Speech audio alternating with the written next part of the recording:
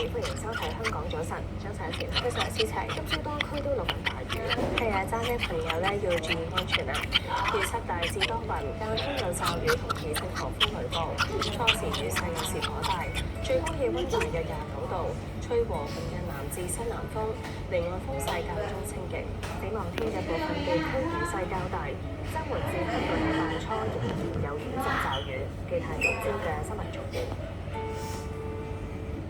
營博兩間書店5人被捕，涉嫌將一批具煽動意圖書籍由境外寄到香港並出售，一經定罪追加回吐9%。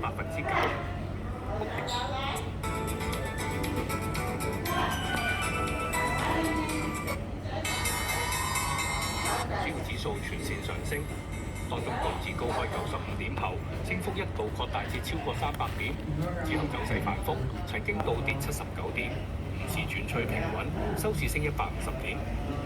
標普500指數全日走勢反覆，高開28點。阿里巴巴持續金價目標低4毫。美國再向伊朗發動新一輪攻擊，油價持續向上。歐洲3個主要股市個別發展，整體變動唔大。英國富時100指數收市報10,515點，跌13點。